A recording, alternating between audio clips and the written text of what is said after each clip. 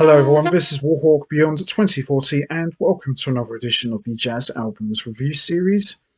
And today I'm going to be taking a look at a live concert that originally took place in Tokyo, Japan in 1987, and it was featured on a double live recording which came out in 1988 on GRP Records, and that was GRP Super Live in Concert, and it featured Dave Grusin, Lee Ritenour, Tom Scott, Diane Schurr, and the Chick Corea Electric Band.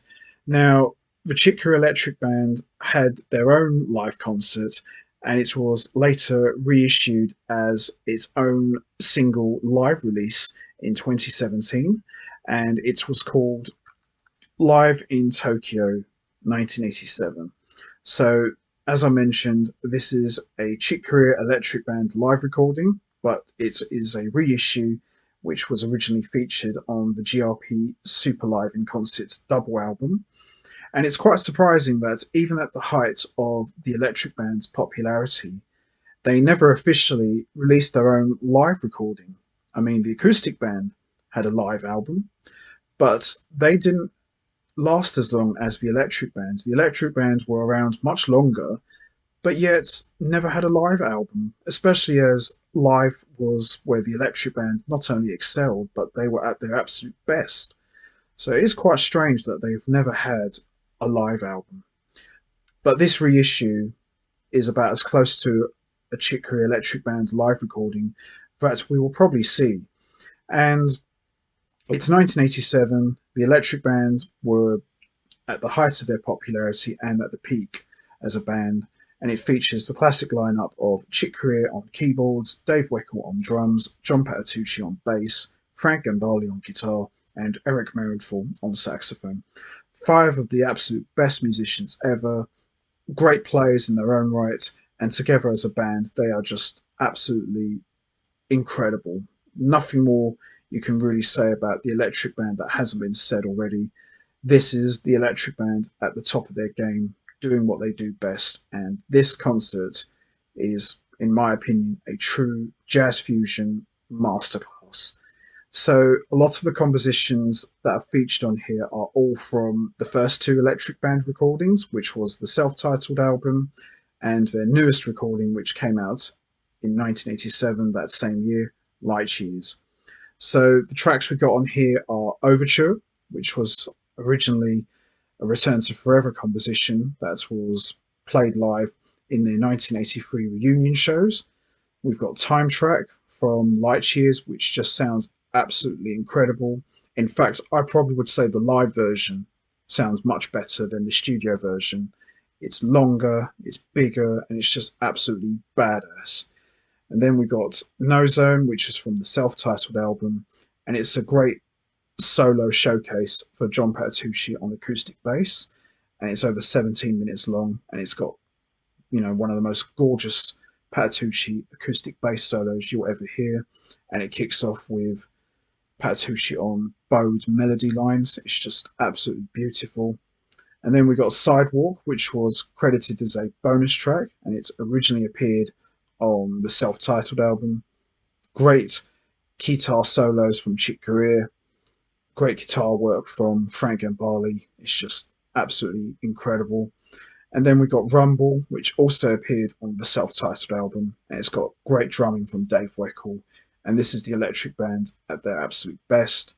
And then we got Full Moon, which was credited as a bonus track, and it's more of a solo keyboard piece by Chick Corea himself, and it sounds like a string orchestra. And then we got the title track from their newest album, Light Years, which to me is one of the Electric Band's signature tunes. They always used to play this as an encore. And to me, as I said about Time Track, Light Years sounds better live than it does in the studio. It's just got great sax work from Marienthal, great guitar work from Gambale. It's just the Electric Band at their electric, no pun intended. So we're just going to have a quick look. All of the compositions are written and composed by Chick Corea, with the exception of 2 tracks co-composed by Chick Corea, Dave Weckl, and John Patitucci.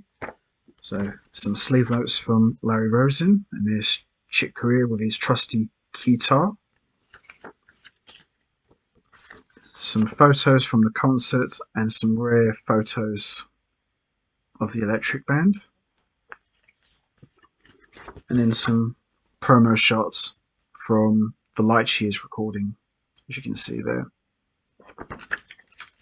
So the standout tracks for me are Overture, which, everyone takes turns in soloing. Patitucci does a little solo, then Marienthal does a little solo, then Weckl does a little solo, and then Gambale does one, and then Chick Corea does one as well on keyboards. It's absolutely incredible. You really got to see it live to believe it. It's just impressive. Time Track is just unbelievable. Great guitar solo from Frank Gambale, and probably the best Marienthal sax solo you'll ever hear. He just sounds like an absolute machine. And then No Zone, which has got, as I mentioned earlier, a great, gorgeous acoustic bass solo from John Patitucci. Sidewalk's a great fun track, and another standout track for me is Light Years. But the whole live album is just absolutely fantastic. And don't let it be fooled that just because it's a reissue, it's going to put you off. Don't be put off. It's the Electric Band. You cannot go wrong with these guys.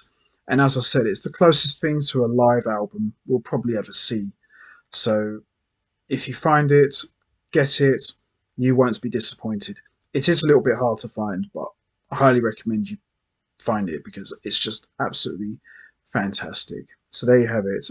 The Chick Corea Electric Band live in Tokyo, 1987, a reissue of the live concert from the GRP Super Live in Concert. So that's going to be it from me. I'm going to wrap this up now. What's your favourite track from Chick Corea Electric Band live in Tokyo 1987? Is it Overture? Is it Time Track? Is it No Zone? Is it Sidewalk? Is it Full Moon? Or is it Light Years?